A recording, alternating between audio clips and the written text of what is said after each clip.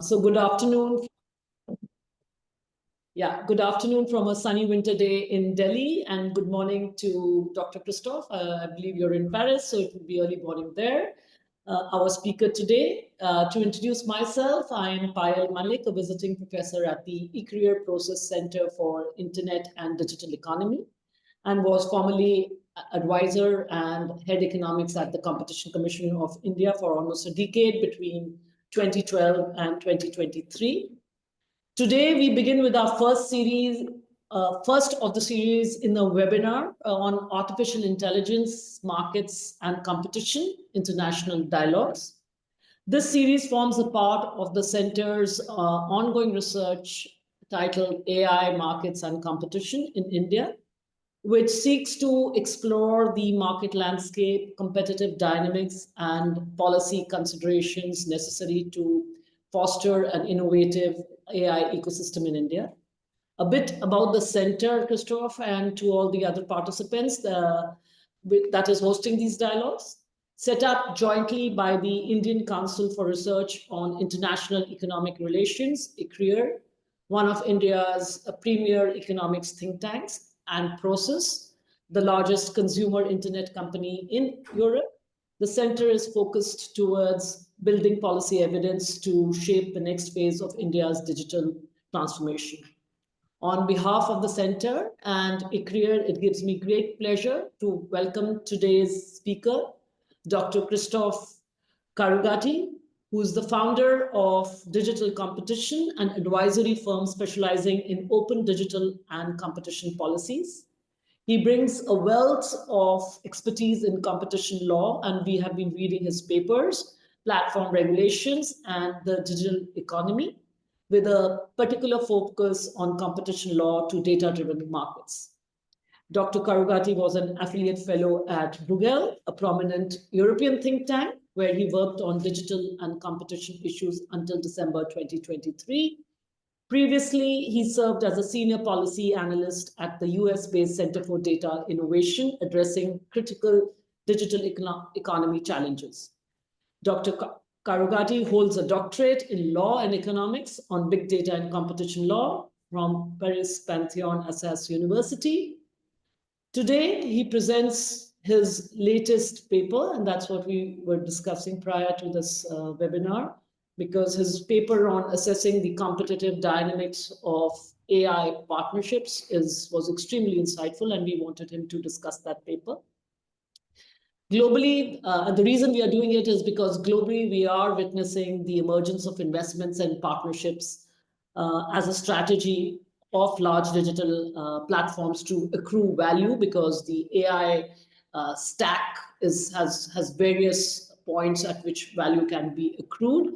And to accrue this value from these AI ecosystems, these partnerships are becoming very, very common and are posing challenges even for economists, because they are a new form of industrial organization and also may require a new set of antitrust tools when it comes to looking at them for their competition impact.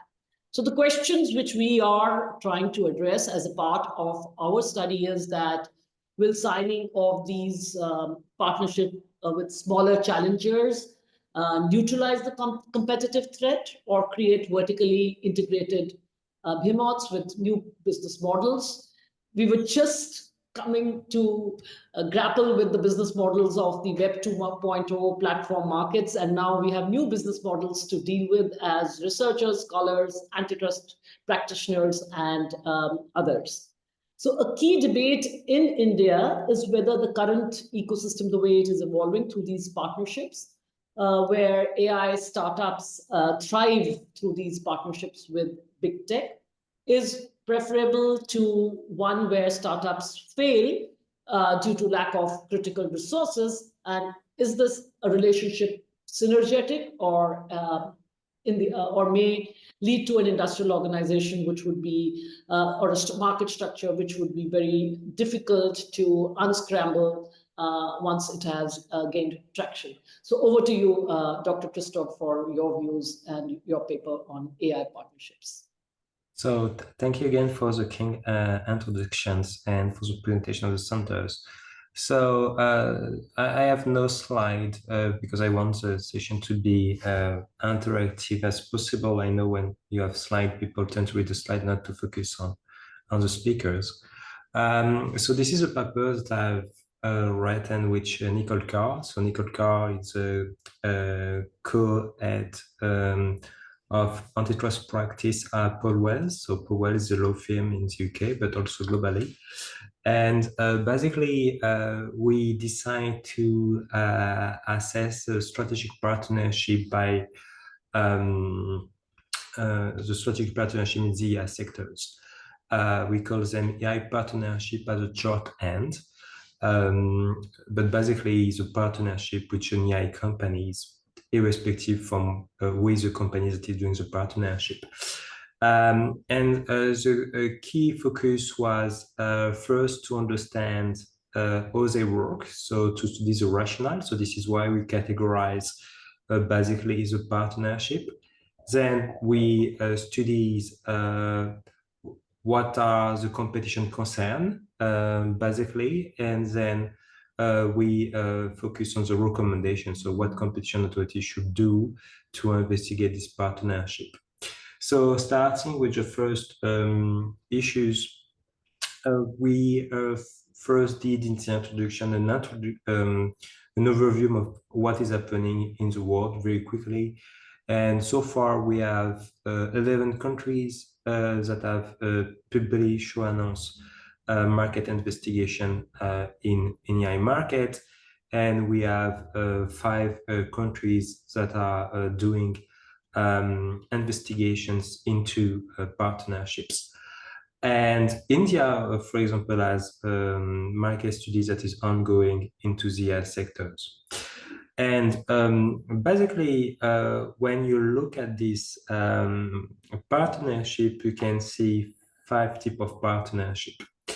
The first one is the one that is the most obvious, is compute partnership. So basically, the goal is to secure access to computing power. So, you know, when you want to train your AI model, you need access to computing resources, most likely chips, but also storage.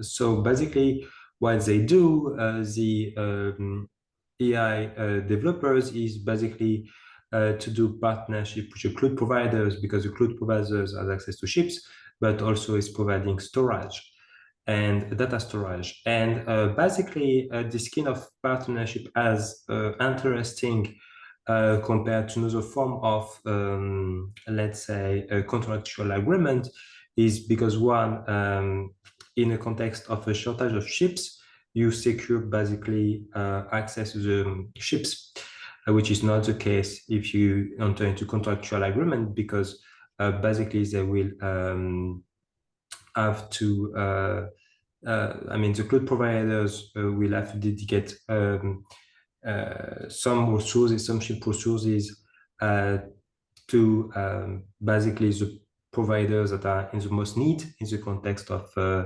shortage of supply.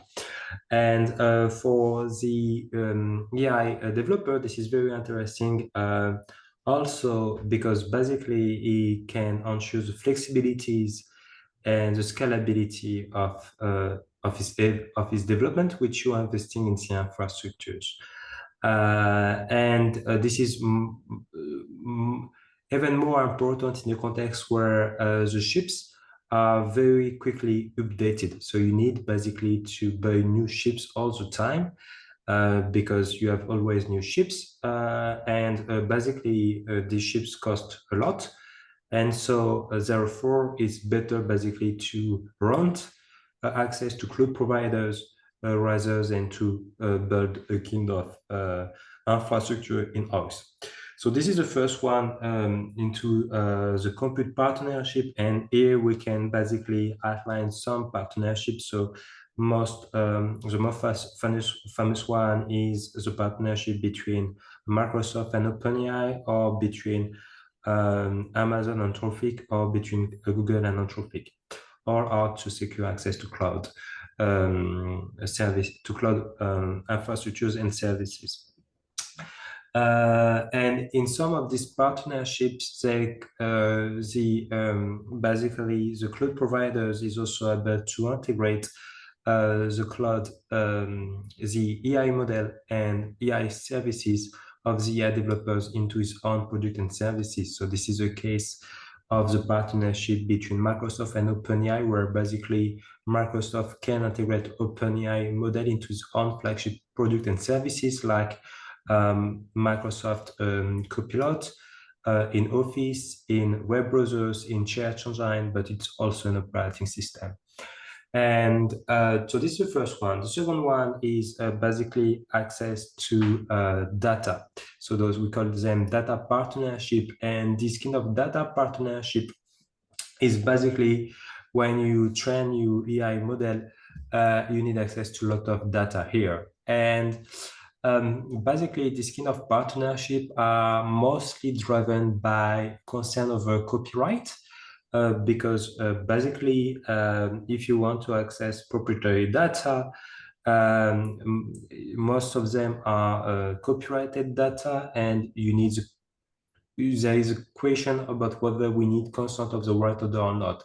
And this issue is not settled yet globally. So you have a lot of ongoing discussions around the world about whether we should compensate right holder for accessing data. And in this context of legal uncertainty, basically you have model developers that are doing partnership with publishers. Publishers can be press publisher, but also can be other media owners, like provider of image or videos.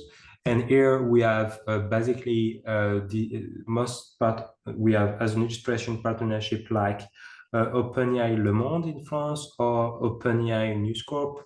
And basically this partnership are either on an exclusive or non-exclusive basis. And it's very hard to know the term of the contract because they are unpublished. So this is the second type of partnership. The third type of partnership is obviously investment partnership, where basically we have generally cloud providers that invest into the AI providers. And this can be in the form of cash or cloud credit, and sometimes you have the acquisition of minority stake. Then we have the partnership for distribution of services. So this is not enough basically to access data or to access cloud resources or even investment, because you need at the end of the day to distribute the model or to distribute the applications. And here we have partnership that are we have a range of partnership, I would say, inside. But to make it clear, this is basically, for example, partnership to develop model on cloud services. And here we have a partnership, for example, between Microsoft and NVIDIA, or between Amazon and NVIDIA, basically to provide the tools that are necessary to basically fine-tune the model on the cloud services. And to distribute basically the model on the cloud services. I will not enter into this data yet because the paper is very explicit, and I can speak for hours about the different type of partnership into these categories. And the last one is a partnership that I call them, let's say, personal partnership, or like talent partnership, if you want. So this is a famous IQ hiring, where basically we know we have a shortage of talent in the world today to basically develop AI model. And basically what some firms do is basically to enter into an agreement with an AI company to acquire the staff, most of the staff of the companies, and also acquire non-exclusive right, IP right, to ensure that the staff can reuse the technologies into the news companies.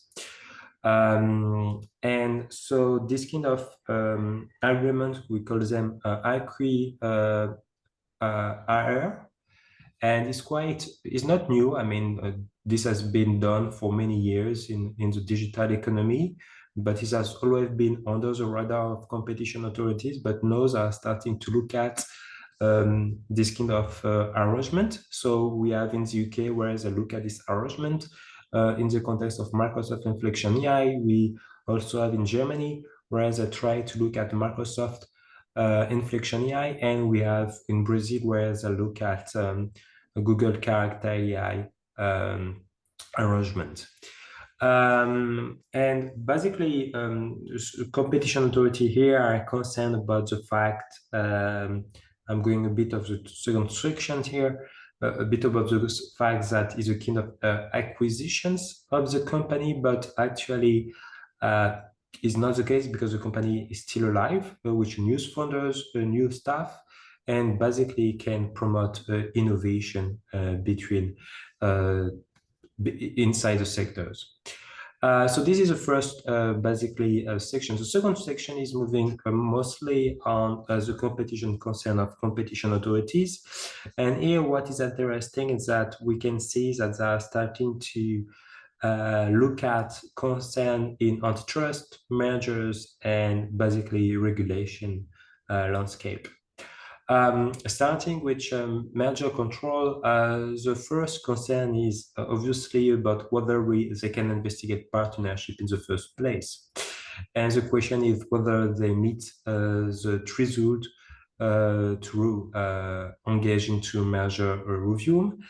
And the first question that we have with regard to a partnership is a question of control, whether we have a control or not, and this depends of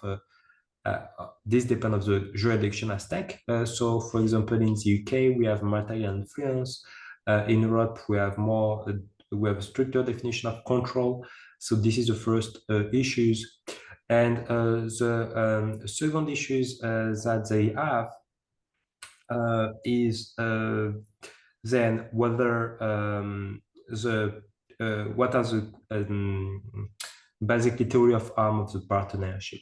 This is something that we didn't investigate into the paper in deep because it would require much more analysis, but we can see a bit of a theory of harm about the concerns that are currently looking into antitrust. So in antitrust, basically, we focus on what the UK competition and the French competition authority did in their report on generative AI.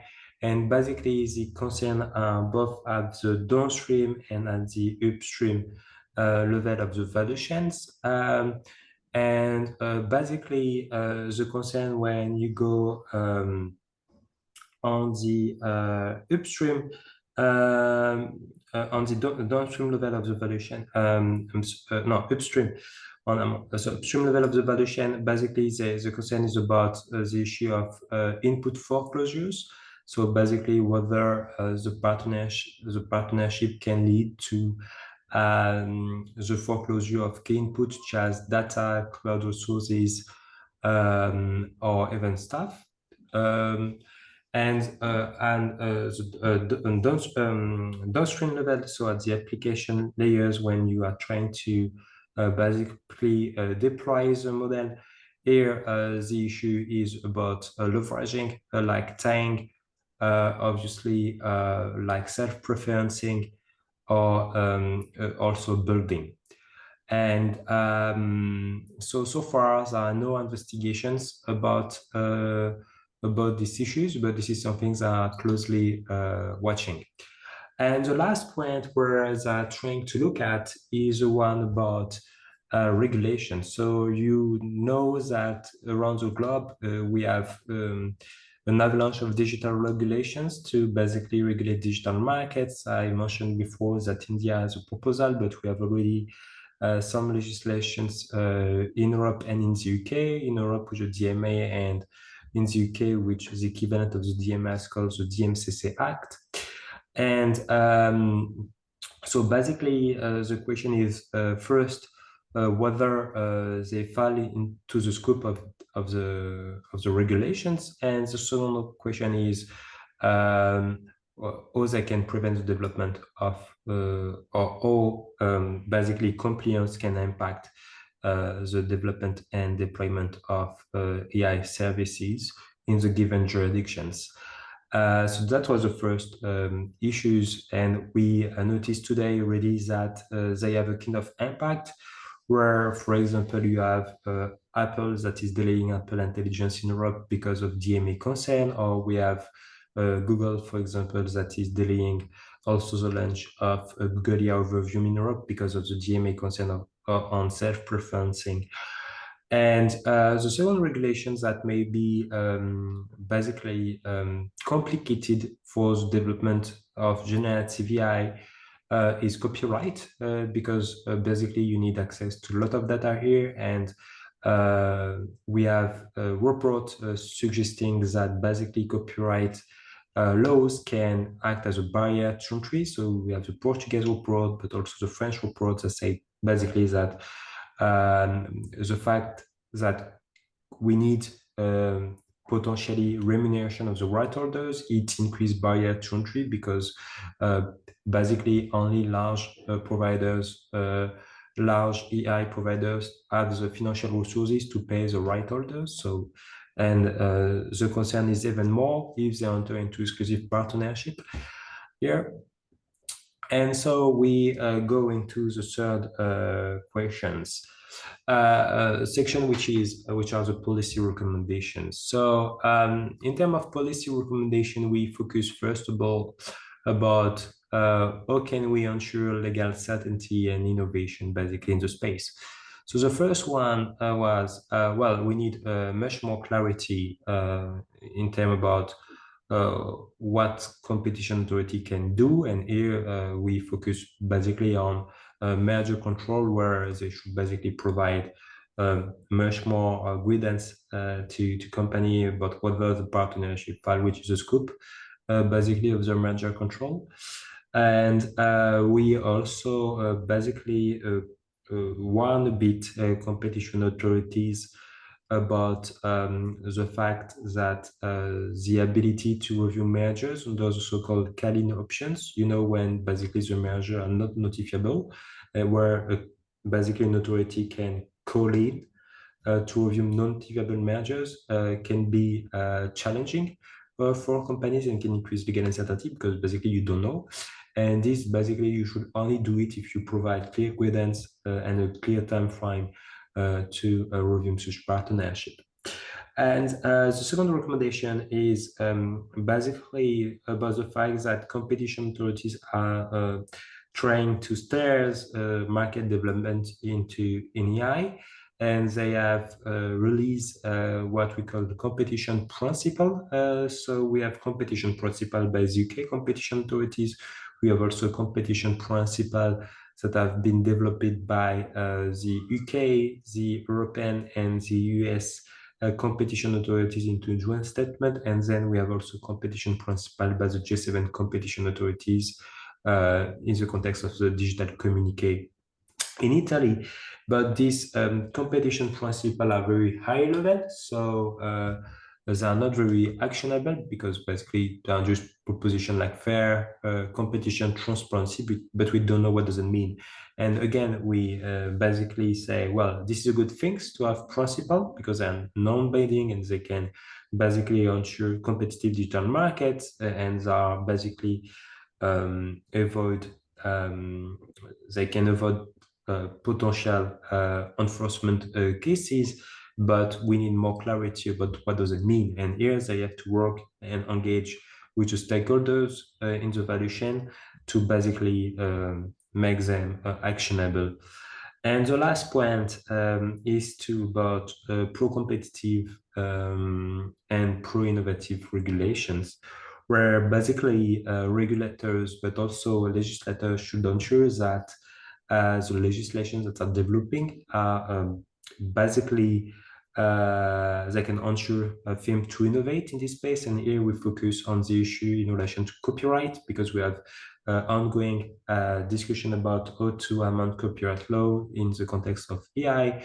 And basically, we want that they should not basically act as a barrier to entry, as I mentioned before, or the legislation in relation to digital markets, where basically the competition authority should work again with the stakeholders to ensure that they can innovate in the context of the framework of the digital market legislations. And this is all for me. I'm here if you have any questions. Yeah, thank you, Christophe. So we have been looking at these partnerships. Of course, globally, you have mentioned the most important ones. That is the Microsoft and OpenAI, Microsoft Mistral, Microsoft Inflection, then the Amazon and the AWS partnership with Anthropic. While this is happening globally, so we wanted to also see what's happening in India. Are these partnerships taking the form? Of course, if they're happening globally and it is a global product, so many of these AI resources, be it compute, etc., the kind of partnerships you have mentioned about are being used in India as well. So of course, if globally they have raised some competition concerns, it may be true for India as well. But that apart, we wanted to look at India-specific partnerships, and we found that they are different in nature, and they are not the kind of investment partnerships. And so Bhargavi Das, who is a member of our study group at IPSITE, that was looking at these partnerships closely. And now, just to start the discussion, I would request her to discuss what are the major differences when it comes to partnerships when we compare it with the kind of global partnerships which Christophe just talked about. Thank you for the presentation, Dr. Christophe. So our study, which is going to be released in some time, has basically looked at the market landscape, industry trends, and the emerging partnerships in generative AI, and also delved into some of the common competition challenges that India and globally the world are facing when it comes to the AI sector, such as those pertaining to leveraging self-referencing, time and bundling, collusion, and copying. So when it comes to how the AI ecosystems in India and the world are shaping, one of the basic that I noticed during our research is that while globally, especially the large tech platforms have directly invested in many of the generative AI startups, minority stake. Just, I noticed that the song is not very good. Maybe if you can just put it on the table, it will be better. I'll just click it there. Because I have some interruptions. Sorry to interrupt you. Yeah, go ahead. Yeah, so one of the basic differences I noticed is that while in developed markets, the large tech platforms are directly investing in the generative AI startups, acquiring minority stake as co-investors along with VCs and institutional investors. And also, like, there have been like plenty of mergers and acquisitions. While in the Indian context, most of the partnerships and investments, they are largely in the form of compute partnerships and distribution partnerships, and the latter is mostly in the form of accelerator programs, which provide cloud credits and entrepreneurial support for scale up. And while we were talking to like stakeholders during our consultations, we also learned that startups are doing joint go-to-market activities with the cloud providers, basically. So in that context, like one of the questions that I'd like to ask is that how do regulators or competition authorities go about assessing these non-exclusive compute and distribution partnerships? And related to that is that, for example, the case of the Amazon and Anthropic, which involved, which was not an exclusive partnership, but which involved a privileged access or early access to Anthropic's models. That was one of the terms that was mentioned. So do you see any problematic aspects in what are the main issues basically that competition authorities should look out for when it comes to non-exclusive compute and distribution partnerships? That is my question. So thank you for the question, and sorry for the interruption again. I don't like to interrupt people normally when they speak, but this was an issue. So first of all, to set the scene, competition authority didn't yet focus on non-exclusive partnership. So far, the concern on merger control and antitrust is most likely on exclusive partnership. And they have tried to focus on non-exclusive partnership in the context of, like we said, Amazon Anthropic or Google Anthropic, to study potentially non-exclusive agreement, but because the investigation were basically stopped at the stage of the jurisdictional threshold, they didn't investigate in deep potential concern.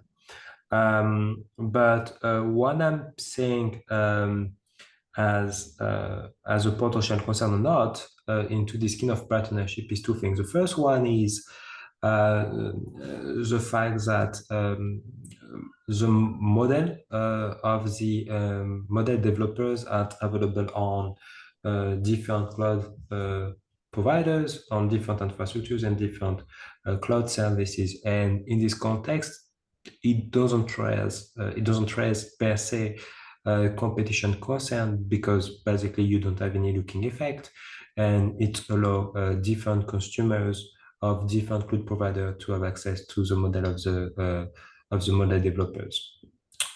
Where basically we can have potential competition concern, and I'm saying may, is in the detail of the agreement. So we really have to study in deep what are the terms. And for example, we may have a question if some part in some model are first and foremost available on the partner cloud providers. So for example, the latest model or the latest technologies, or if they have basically provided in better terms on the partners' cloud infrastructures or cloud services compared to another. This may pose potentially competition concern. And there will be, of course, the issue most likely under the lens of a discriminatory aspect, whether we have a discrimination with regard to access to one cloud providers or another one. And here there will be also the issue of access to ships at the upstream level, whether basically the model developers can basically train this AI model on only the ships of the cloud providers. So you know that the cloud providers are developing proprietary ships, and the question is whether the latest model of Anthropic, for example, it's an hypothetical scenario because I don't know the term of the partnership well, because our undisclosed I only know from the press release, but then we have to study in deep the partnership. But this is undisclosed, is whether, for example, Anthropic model are developed only on the ships provided by Amazon.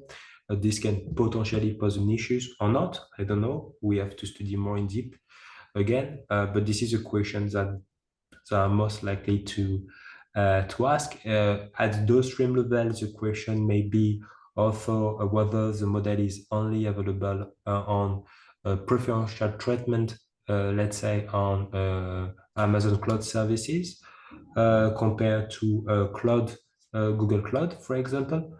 Again, we have to study basically the terms. So this is why I'm saying big may and potentially, because I don't have full information here. And when you read the press release, I mean, it's impossible to derive any conclusion about potential positive and negative aspects. So we have only scenarios. Thank you. Yeah. So actually, it's partnerships have become very, very to the center of the competition debate in that's why we said international dialogues. But how we see in India is these are kind of complementary resources. That is, these large companies who had these advantages already in data markets come with large data sets, foundational models on which our startups are developing indic language models using the open source route. And it'll be very, even if it, so one is not meeting the notifiability thresholds for competition authorities. For instance, the UK CMA did look at the Microsoft Inflection partnership and basically came to the conclusion that it is not leading to significant lessening of competition in the UK market. Given the non-exclusive natures of most of these partnerships, will it be a situation where, say, 5 years, or not even 5 years, 2 to 3 years down the line, these get converted into some kind of, and it's again crystal ball gazing, into some kind of relationships like the ones with platforms had with their complementers, creating very vertically integrated, and especially I think the most talked about partnerships are related to compute and the cloud credits which are being given by cloud companies to the AI application layer, and also becoming a source of distribution of these AI applications. So, because in the platform markets, the most important market power came from the fact that they were the only distribution platform. But do you think AI's distribution is far more decentralized and may not therefore lead to so much of concentration as the Web 2.0 platformization did? What we know is that we have various developers into the foundation model market, let's say, or model markets, but we can. We have basically startup, but also large companies that are at stake. And what we know is that is very easy, let's say, to develop a fine-tuned model by using an open model that is available on the web openly. So you can use Llama model, for example, provided by Meta to develop your own model for legal activities or for healthcare activities, and then doing business on that. So I think that there will be an avalanche of, let's say, AI providers into different sectors. So there will not be concentrations of, let's say, big tech companies as we have today in various sectors, because basically use AI to be personalized in a given sector. So, for example, OpenAI is OpenAI model ChatGPT is good for general things, but it may not be useful for legal activities. And maybe you may use another provider that is better specialized into this kind of stuff. So this is the first point. First point about your question about decentralizations. What I'm saying today is that we have both some firms that are vertically integrated, like really a lot. We have Microsoft that are basically active at all stage of the value chain. Amazon's slightly a bit.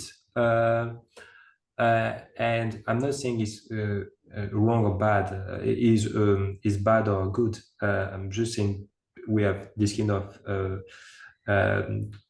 part of companies that are vertically integrated, and we have also other structures where basically is completely decentralized, where we have a chips provider, where we have model providers, where we have cloud providers, where we have service providers to deploy a model. And so the question is whether basically, and this is a question that competition authorities are starting to look at, is whether vertically integrated firm has competitive advantages compared to a more decentralized firms. We have the UK report on a foundation model that basically is trying to look at this question by setting the scene of the different structures, vertically integrated and on the opposite, fully decentralized. And the question is currently unsettled. So whether things there will be a more decentralized system or not in the futures, the answer is what I'm seeing today, at least, is that we have a big competition between tools that are vertically integrated and tools that are not. And whether in the future it will lead to completely vertically integrated, or on the opposite, completely decentralized, I don't know. I'm seeing in the future where both will coexist for the reasons that I mentioned before, where basically we need AI for specific tasks, and basically a vertically integrated companies cannot basically providing AI for specific tasks. So this is why I think the decentralized system will most likely coexist with vertically integrated firms. And also we can see that because the market is so big, we will see a lot of entry into the market of AI, with new model developers, with new chips providers, as I will try basically to gain market shares in the futures. So I think for now we will see a lot of competitions.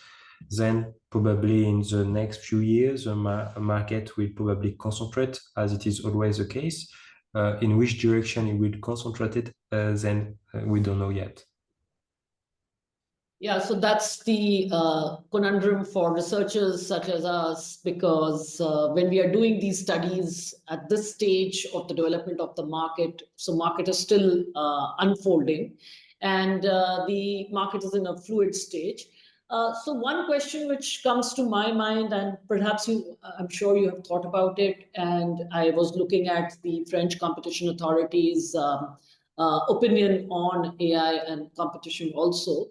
And the French way of thinking and the Indian way of thinking have some common economic underpinnings, is the role of the state, that is the role of governments and industrial policy, to be a major tool or a participant, so to speak, in this AI market, which I don't think it felt the need to be one in the platform markets. So the platform markets saw the domination of a few handful of private sector companies, but governments are not willing to again, from very initial understanding of the developments all over the world, and as I said, I was looking at the French developments also, are not willing to give up this market entirely to private actors. And if you look at these partnerships, by and large, they are because of the dependencies of the smaller players and the much more useful aspect of services, that is these application and small, in the Indian case, small language models in Indic languages are also extremely important. And so there is a set of startups who are doing that, but the governments don't want to leave it to just to private actors. And because the dependencies are in the compute and the model layers, what should the governments be doing? India is under India's AI mission, trying to provide compute resources to reduce these dependencies, but it is still a drop in the ocean. But do you think industrial policy has a role to play in competition policy? And this is a big debate in Europe. So what I can say is that competition authorities are focusing on competition concern, like classic one, like leveraging or a refusal to deal.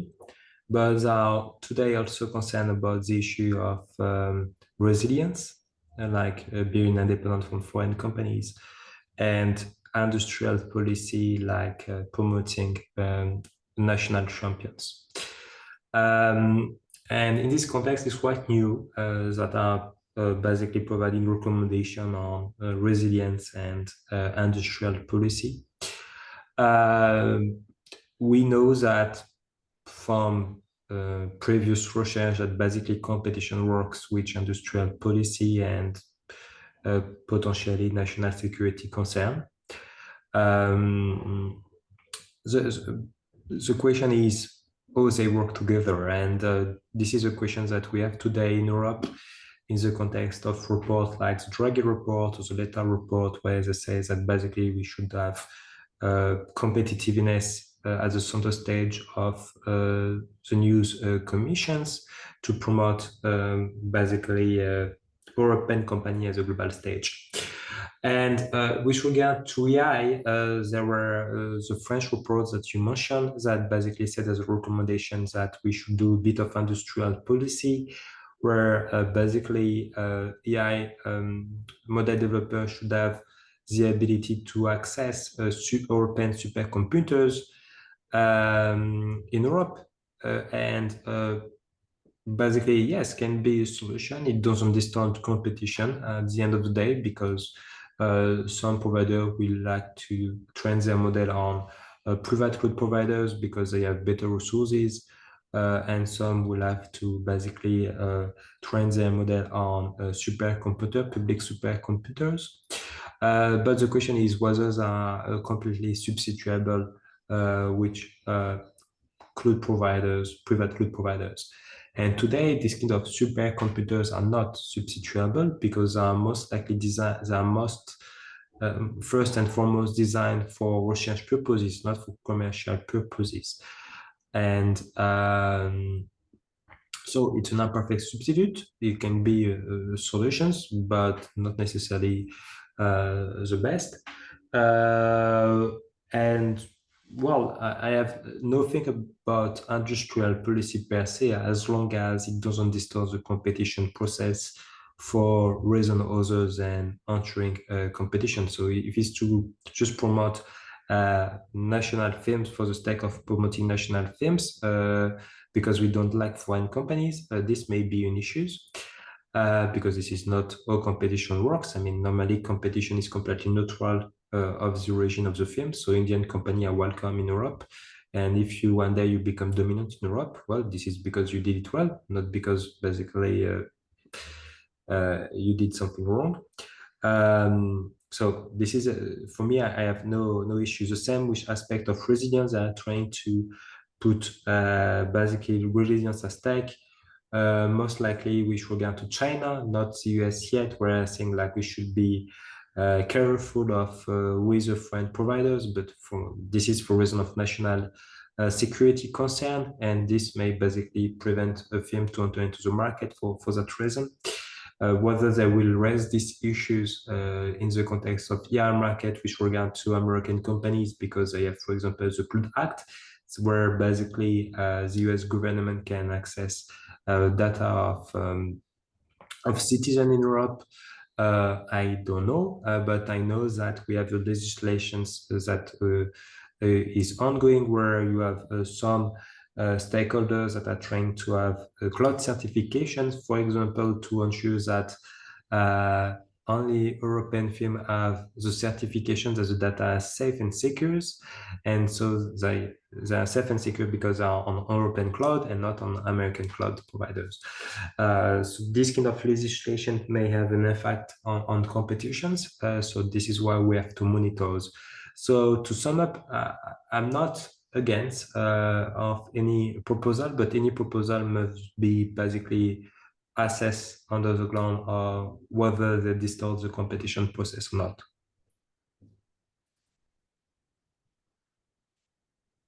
Thank you. There's one question I believe someone in the audience wants to ask, and if you could just identify yourself, somehow all the attendees are bearing your name and ask the question.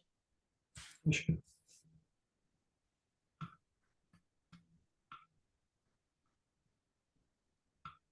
Someone in the chat?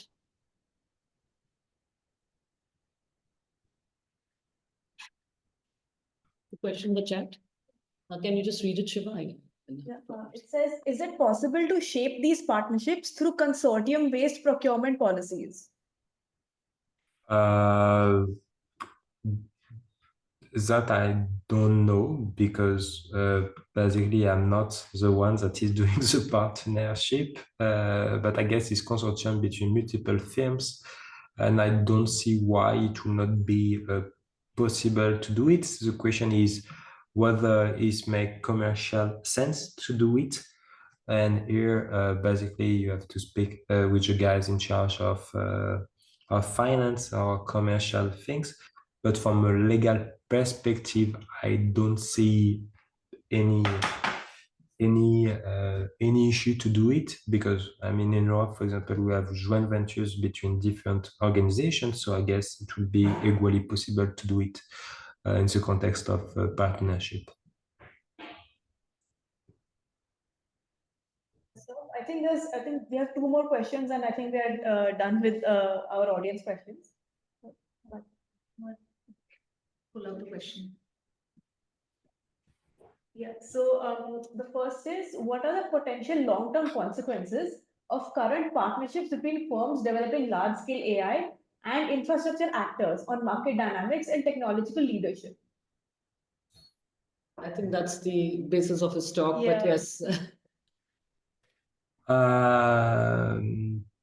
So, Christophe, I think the question here is, sorry, yeah, but the question here is there right now a competition for the market going on? Because amongst these big tech players, they are trying to get ahead in the race. And so, increasingly we feel these cloud companies are, of course, one is the foundational models, and but the cloud companies are wanting to have a greater possibility for vertical integration. And so the question is that whether or not the technological landscape would now be determined about who wins this race through various kinds of partnerships. And where would you lay your bet? I'm reading again the questions. This is pertinent questions. It's always hard to read in the crystal sphere at the end of the day what would be the long-term consequences of current partnerships. What I'm saying today is when we speak about partnership, we have to speak about what is a specific partnership at stake. Is it a compute partnership, data partnership, distribution partnership, or talent partnership, or investment partnership? This is why we did this paper first and foremost. And because they have different consequences, different impact on competition. I believe basically the person that has a question focus more on compute partnership and the long-term impact of this partnership. I don't know if it's mentioned about exclusive or non-exclusive partnership, because they have, of course, different impact on competition. But if it's about exclusive partnership, we have to assess the pros and cons. On the pro side of exclusive partnership, well, they basically ensure that we have access to essential resources to develop PI model. And then they also ensure basically small developers. For example, OpenAI was a small developer to grow and basically to create an entry market. So this can be positive at the end of the day, because it's help a company to basically be present in the AI tech. On the negative side, I would say that if there is a foreclosure at the end of the day, and if the AI model becomes the dominant players. For example, we can imagine, it's an hypothetical scenario, but imagine that OpenAI become the primary providers of foundation model and AI application. This may be an issue in the long term because basically you will rely on one providers, which is Microsoft and OpenAI, to develop your own product and to access basically the necessary compute. But so far, I don't see this trajectory. Again, we have a variety of partnership, a variety of players that are present, and we see competition at all levels of the value chain. Again, in my example with OpenAI, we see that OpenAI is decreasing market shares because you have Anthropic or Korea that are basically becoming important players into the stack. So for now, let's say the long-term partnership, I can just say that we have to define scenarios, but I don't think that there will be at the end of the day a winner take all the most because the competition is too fierce, and that we see today is that the users of this model basically use different model for developing one application. So for example, sometimes they use OpenAI model combined with Anthropic model to develop their own services. Right. Thank you. And one last question before we let you go. I know it's you have spent a very, very important part of your day in being with us. So I'll just ask my team member, Shiva, to just field that question, or Saloni wants to ask directly. Yeah. Just how many of the AI partnerships in the EU have evaded the existing EU merger rules? How well placed is the Digital Markets Act to stop some of the anti-competitive partnerships, potentially anti-competitive practices? Okay, so basically the Digital Market Tax, so the DMA, is a complement to antitrust and merger control rules in Europe. So it's not a substitute.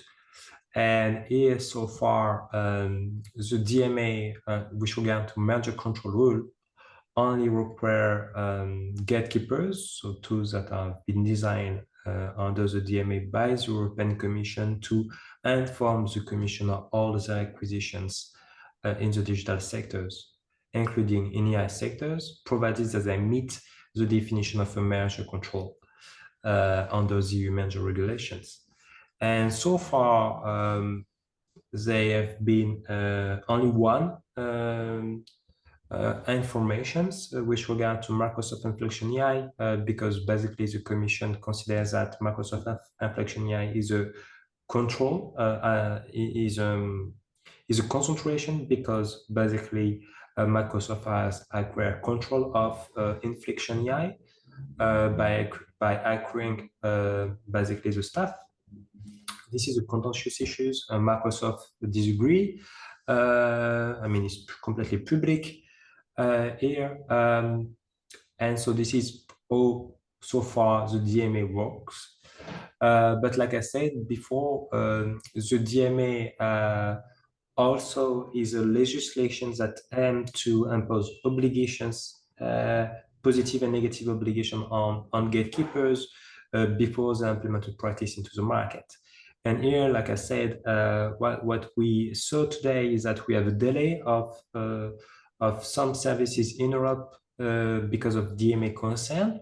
Whether they are justified or not, I'm not here to judge, but this is what the company said. So we have Apple Intelligence that say, we have Apple that says that they have to delay Apple Intelligence in Europe because of interoperability concern in the DMA. So they're working with the Commission to basically tackle this concern. We have Google that is not providing Google Overview in Europe, potentially because of the DMA concern about self-preferencing, because is Google Overview is display and ranking on top of the search result, and the question is whether this is compatible with the DMA. So Google doesn't say publicly that it is about DMA concern, but mostly about regulation in general, and I believe that Google is trying to work with the Commission to address this concern. So they are not anti-competitive per se. So the DMA is this concern are not anti-competitive, but this may have an effect on market development when they are trying to comply with the DMA. Right. And the question is, at the end of the day, how basically the firm can develop a news product in the context of the DMA.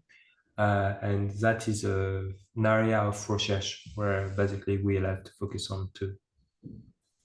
Yeah, so ex-ante rules may have an impact on how these partnerships develop, because as you said in your talk, self-referencing, at least in the Indian proposed digital competition law, is talking about prohibiting and prescribing self-referencing, tying and bundling, data usage to compete with your competitors using the competitors' data, so that even the copyright issue may come up, but that's only if a law, as how DMA brings in AI as one of its core platform services, which would be essential to, I think, implement the provisions of DMA on AI markets, because that's been the latest debate, whether or not AI can be included as one of the CPS of the core platform service.